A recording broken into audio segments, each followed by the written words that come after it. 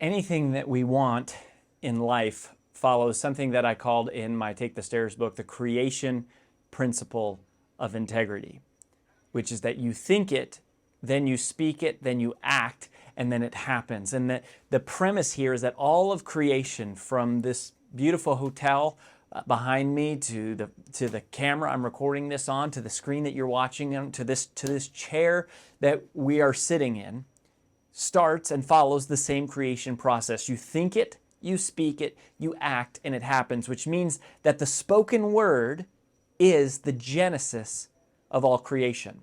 And if that is true, that the spoken word is the first time when I say something, that's the first moment that something exists. It comes out of my mind into the world, or through the written word or the spoken world, and once it's out there, now it can impact others, and it can be adapted and edited and molded and shaped, and so the spoken word is really important. That's where creation comes from, and the life that you have, hopefully, is one that you have created. Or at least the life that you're going to have one day is one that you realize that you are creating now. And if at least that is true, that the life that you're going to have one day is what you are creating right now, then your words matter tremendously, because they mark the onset, the genesis of creation is the spoken word. And so here's the question, and here's the dilemma. What are you telling yourself about yourself? What are you saying to yourself about yourself? I'm not even talking about or touching on or addressing all the things that other people say about you, or the movies that you watch and the music you listen to and the books that you read and how much that impacts you. What I'm just talking about here is, what do you tell yourself to be true about who you are?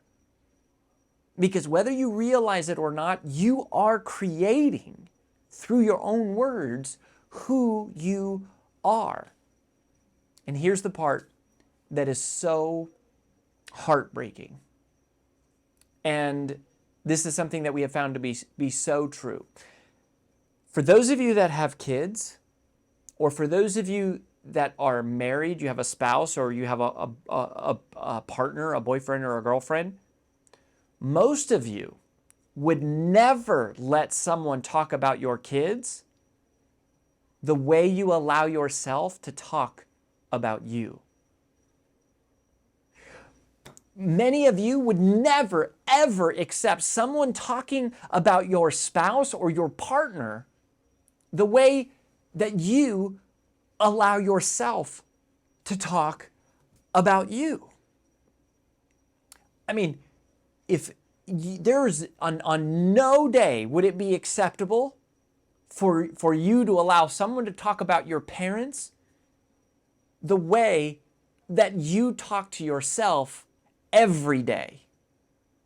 And that is heartbreaking. And it's taken me a long time to realize that for a lot of us, we struggle with this, of just the tape that's going on in our head. And sometimes it's because we don't realize it. And a lot of times it's because we think it's true. We think, gosh, I really am stupid, or I really am going to be poor. I really, my ideas really don't matter, or my voice is insignificant. And why do we believe those things to be true? The reason that we believe those things to be true is not because they're true. We believe what we hear most often. That's it.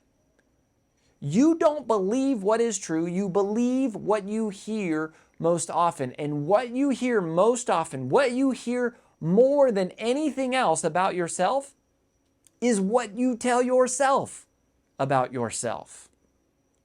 So, if you would never let someone talk to your parents that way, or you would never let someone talk about your partner or your spouse in that way, or if you would never let someone talk about your kids in that way, then you better not allow yourself to talk about yourself in that way.